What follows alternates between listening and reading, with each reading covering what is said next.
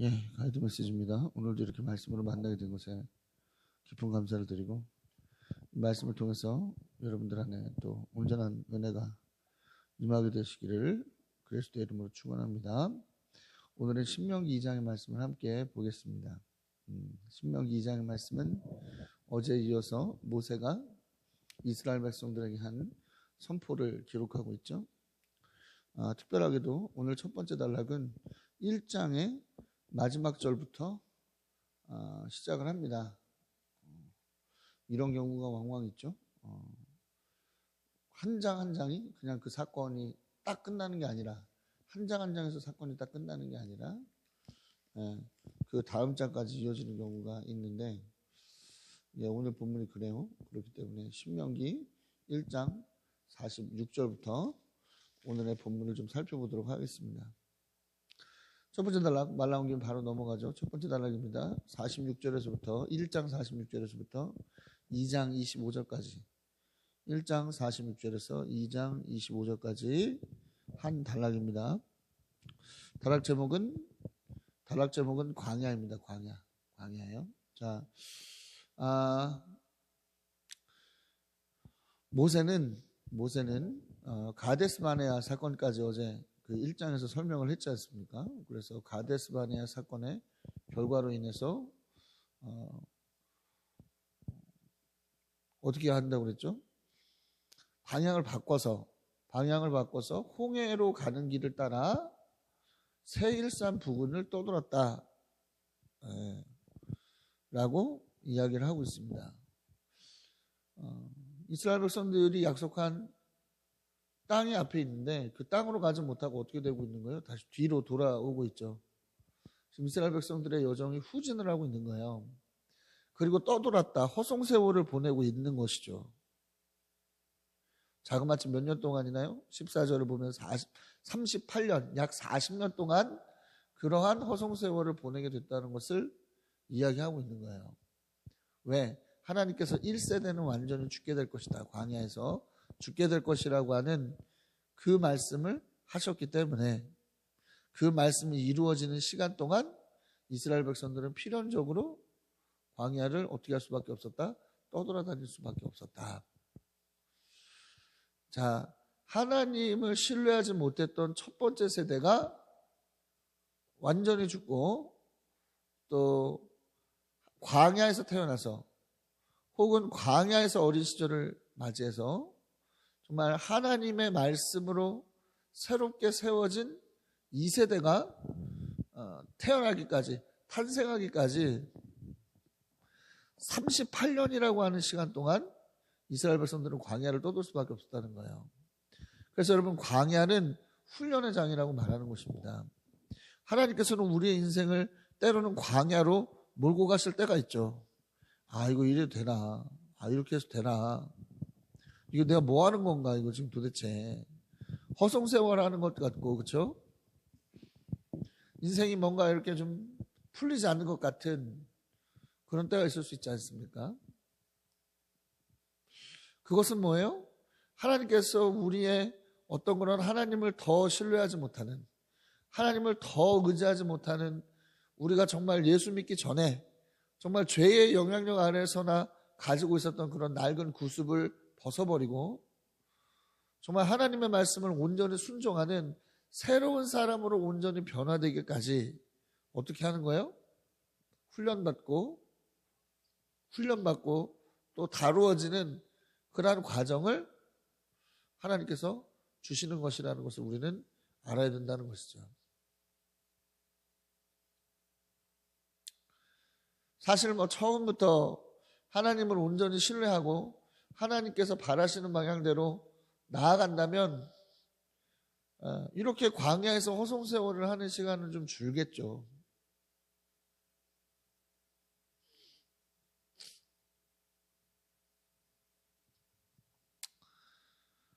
그러니까 뭐 하는 게 중요한 거예요? 하나님을 온전히 신뢰하는 것, 하나님의 말씀을 온전히 따르는 것이 중요하다는 것을 우리는 알아야만 합니다. 할렐루야. 또 우리는 이런 사실을 좀 알 수 있어요. 어떻게 보면 이게 후진하는 걸 수도 있어요. 명백하게 후진하는 거죠. 죄송합니다. 이 명백하게 후진하는 겁니다. 왜 명백하게 후진하는 거죠? 앞으로 나아가야 될 걸 뒤로 갔으니까 후진한 거 맞는데 이스라엘 공동체가 새로워지는 시간이었잖아요. 새로워지는 시간이었지 않습니까? 그러니까 이 시간이 어떤 그런 남들이 볼 때 바깥에서 이 사람들 이스라엘을 바라볼 때는 허송세월일 수 있겠습니다만 이스라엘 본인들에게는 뭡니까? 허송세월이 아니라 다루어지는 시간, 새로워지는 시간, 물러났지만 나아가는 시간일 수밖에 없었다는 것을 또한 기억해야만 한다는 것이죠. 하나님께서 때로는 우리를 물러나게 하시는 이유도 뭐가 있다? 다루시기 위한, 우리가 온전히 더욱더 하나님 모시기에 더욱더 온전해지고 다루어질 수 있는 그런 시간들을 갖게 하신 것이다라는 것을 기억해야만 하겠습니다. 네, 어떻게 보면 한국교회가 지금 이 시간을 보내고 있는 거 아닌가, 코로나 때문에 그런 생각도 들고요. 우리 공동체가 그런 시간을 보내고 있는 거 아닌가 그런 생각이 듭니다. 그래도 우리가 하나님께서 우리를 다루시는 시간이라고 또 여기고 또 이러한 시간들을 또 하나님 앞에 이러한 시간 속에서도 하나님의 뜻과 하나님의 은혜를 온전히 또 순종하겠다라고 하는 그러한 마음으로 나아갈 수 있게 되길 바랍니다. 할렐루야. 자, 3절 보니까 하나님께서 북쪽으로 이동하라고 명령하시는 것을 볼 수 있어요. 그러니까 영원히 광야에서 도는 게 아닙니다. 광야에서 도는 시간이 한정돼 있어요. 물러날 때가 있으면 또 하나님의 말씀대로 나아갈 때가 있는 겁니다. 때가 있는 거예요, 때가. 하나님께서는 더 이스라엘 백성들을 다루시기 위해서 홍해의 길로 후퇴를 시키셨지만 시간이 다 된, 하나님께서 약속하신 시간이 되니까 어떻게 합니까? 다시 북쪽으로 이동할 것을 명령하고 계시는 거예요. 그런데 가이드라인을 좀 주시죠. 세일, 모압, 암몬은 어떻게 하지 마라? 공격하지 마라, 건드리지 마라 이야기하고 있어요. 왜요? 이 세일, 모압, 암몬은 에서와 롯의 자손들에게 하나님께서 유산으로 주신 것이기 때문에 손대지 말라는 것이죠. 그러니까 이스라엘 백성들에게 주어진 기업이 아니라 이것은 롯과 에서에게 주어진 기업이라는 그 이유 때문입니다. 그러면서 또 이런 말을 덧붙이고 있죠. 에서도 롯도 그 지역에 살고 있는 강력한 원주민이 있었는데 뭐예요? 이스라엘 백성들이 그러했듯 그 원주민들과 싸워서 승리하고 그 땅을 차지하는 것으로 이야기합니다. 이스라엘 백성들의 여정과 같았다는 것이죠. 무언가 여러분 성취한다는 것은 그래요. 무언가 성취한다라고 하는 것은 그렇습니다. 비슷해요. 누구나 목표를 정하고 그 목표를 이루기 위해서 최선을 다하고, 그렇죠? 그 최선을 다한 결과물을 가지고 그 목표를 얻고 그 목표에서 누리고, 그렇죠? 비슷해요. 비슷합니다. 그래서 자칫 잘못하면 하나님의 비전에 대한 이야기, 또 비전의 삶에 대한 이야기가 소위 말하는 어떤 그런 세상에서 말하는 성공 전략이나 또 세상에서 말하는 성공의 방법 중에 하나로 또 모호해지는 경우가 그래서 생기는 것입니다. 믿음으로 하나님의 땅을 얻는 것이나, 그렇죠? 내가 정말 뚜렷한 목표를 가지고 세상적 방법으로 땅을 얻는 것이나 목적을 이루는 것이나 겉으로 보면 비슷합니다.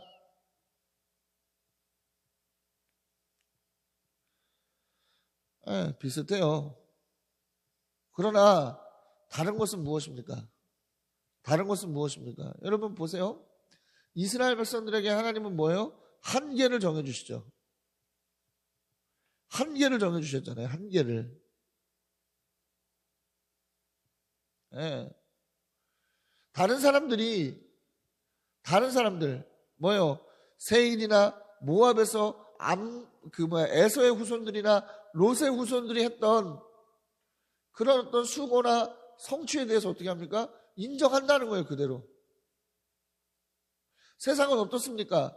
남이 이룬 성취를 어떻게 해요? 내가 성공할 수 있다면 빼앗는데 어떻게 합니까? 주저하지 않죠. 그죠? 약육강식이라고 하지 않습니까? 강한 자가 약한 자를 빼앗고 약한 자의 것을 얻는 것이 너무나 당연해요.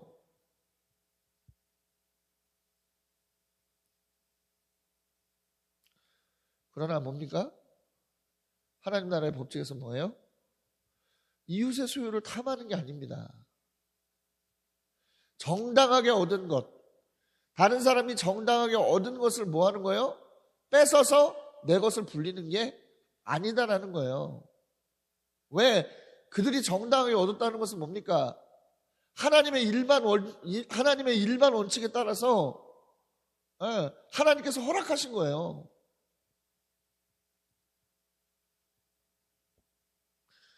하나님께서 허락하신 것이기 때문에 우리가 마음대로 그것을 빼앗을 권리는 없는 것이죠. 오직 우리에게 허락된 영역에만 집중하면 됩니다. 우리에게 허락된 영역에만 집중하면 되는 거예요.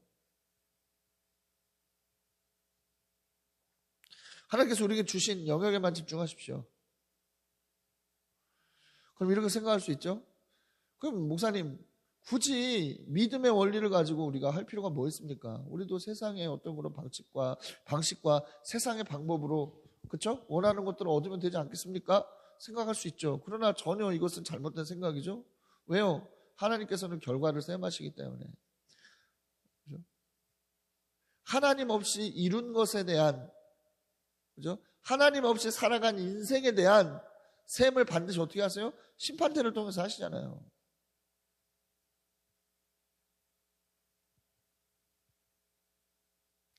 그렇기 때문에 우리가 걸어가는 길이 가치 있는 거 아니겠습니까? 다만 뭐하라? 우리의 인간적 욕심을 가지고 무언가를 하라는 게 아니라는 것이죠. 하나님께서 우리 가운데 허락하신 것을 이루는 것이지 우리의 인간적인 욕심으로 이루는 게 아니다라는 거야.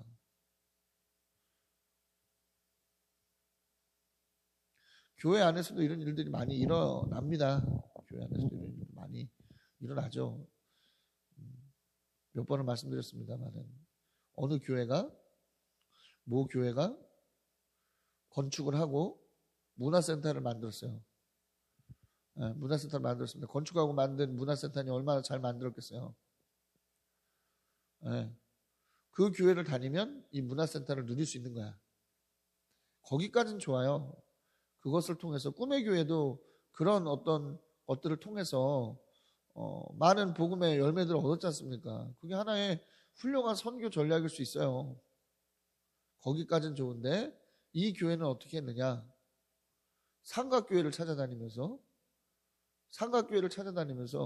애를 안고 나오는 부모들에게 접촉을 하는 거예요. 그래서 우리 교회 문화센터도 있다. 애들한테는 이런 교회가 좋지 않겠느냐? 부모들을 살살살 꼬셔서 어떻게 합니까? 부모들을 데리고 가서 등록시키는 그런 일들을 하는 거예요.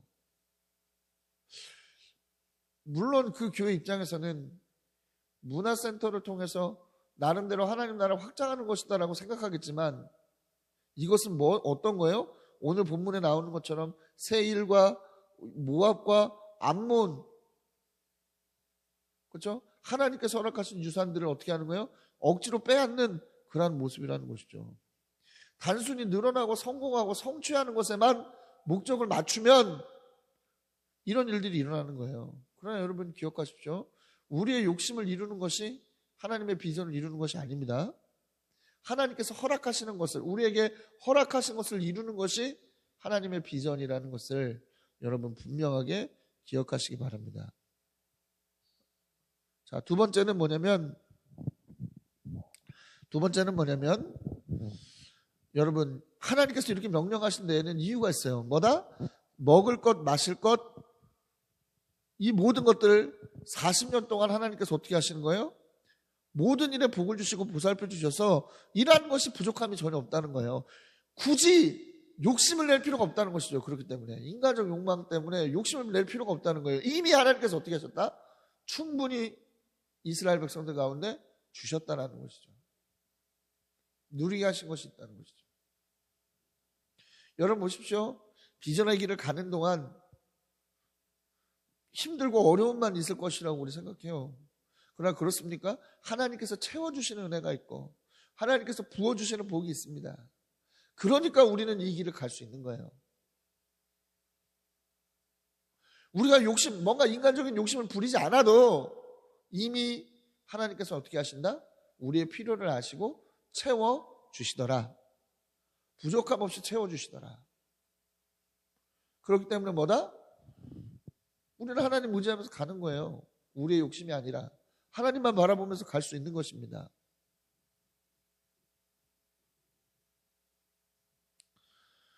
바라기는 여러분 하나님께서 여러분들에게 주신 것들을 한번 돌아보시고 감사하실 수 있는 여러분들 되시기 바랍니다. 그렇게 할 때 우리 안에 욕망이 절제가 되고 우리 안에 욕망이 제어가 될 수 있다는 것을 여러분 기억하시기 바라요. 자, 세 번째 이유는 무엇이냐면 세 번째 포인트는 약속의 사람들을 통해서 흘러가는 은혜들을 볼 수 있다는 것이죠. 여러분 에서가 누굽니까? 야곱의 아들이죠. 또 롯이 누구예요? 롯이 누굽니까? 아브라함의 조카잖아요. 그렇죠? 자, 약속의 사람과 가까이 있는 사람이죠. 그렇죠? 약속의 사람들과 가까이 있는 사람들이 어떻게 됐습니까? 약속의 사람들로 인해서 어떻게 되는 것이죠? 하나님의 약속의 땅을 얻게 되고 그 땅이 보존되어진 은혜를 경험하는 거예요. 약속의 사람들을 통한 하나님의 은혜와 하나님의 복이 흘러가게 되는 것이죠. 그들에게. 사랑하는 여러분, 약속의 사람이라고 하는 것은 복의 통로가 된다는 것을 말합니다. 약속의 사람이 된다는 것은 은혜의 통로가 된다는 것을 말해요. 그렇기 때문에 여러분 뭡니까? 지금 당장은 아니더라도 여러분들이 지금 여러분들의 가족들과 그렇죠? 여러분들의 주변 사람들을 위해서 기도하는 것 금방 열매로 드러나게 돼 있고 또 뭡니까? 그것을 통해서 기도하는 여러분들의 진가가 반드시 나타나게 된다는 것을 여러분 기억하시기 바랍니다. 그것을 통해서 여러분 좀 위로가 되시기를 바라요. 할렐루야. 그들이 만약 아브라함의 조카가 아니거나 또 야곱의 형제가 아니었다면 어떻게 됐겠습니까? 그들도 아모리 왕 시온과 바산 왕 옥과 같이 아마 하나님의 어떤 그런 새로운 또 멸망의 어떤 그런 리스트에 들어갈 수도 있었을 것입니다. 그러나 어떤 그들 때문이 아니라 아브라함과 또 야곱 때문에 하나님의 어떤 은혜가 끊기지 않았다는 것을 여러분 기억하시기를 바라면서 우리도 우리를 통해서 우리 주위에 있는 사람들이 은혜를 얻고 복을 얻게 되는 그런 복의 통로들이 다 될 수 있기를 그리스도의 이름으로 강력히 축원합니다. 다음 단락입니다. 24에서 37절 말씀 보죠. 시혼을 침입니다. 시혼을 침. 자, 여러분 하나님께서는 모압과 암몬 그리고 세일에 대한 어떤 그런 세일에 대해서는 어떻게 합니까? 침략하지 말 것, 그러니까 싸우지 말 것을 말씀하셨지만 아모리 족속인 헤스본 왕 시온에 대해서는 어떻게 하시죠? 그 영토를 허락하십니다. 왜? 이들을 멸망시키는 것을 통해서 가나안 모든 족속이 두려워할 수 있도록 그렇게 하신다는 거죠.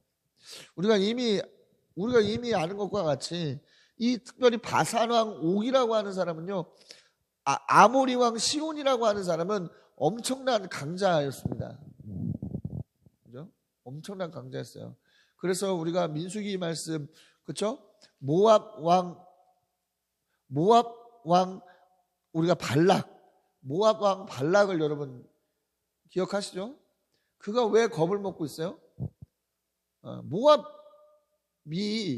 선대왕, 그러니까 발락의 선대왕이 어떻게 됐어요? 이 시온한테 철저하게 깨졌어요.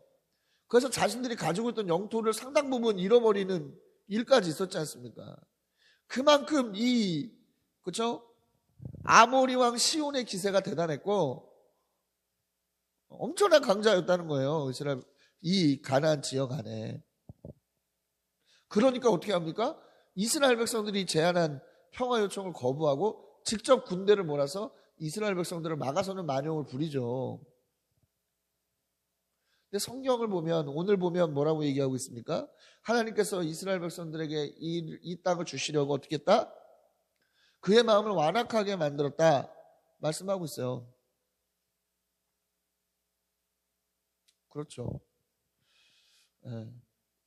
그는 강자로서 교만한 마음을 갖고 있었고, 그는 강자로서 이길 수 있다라고 하는 마음을 갖고 있었고, 또 하나님에 대해서, 그러다 보니까 이스라엘 백성들과 함께 하시는 하나님에 대한 어떤 그런 경시의 마음도 있었을 것입니다.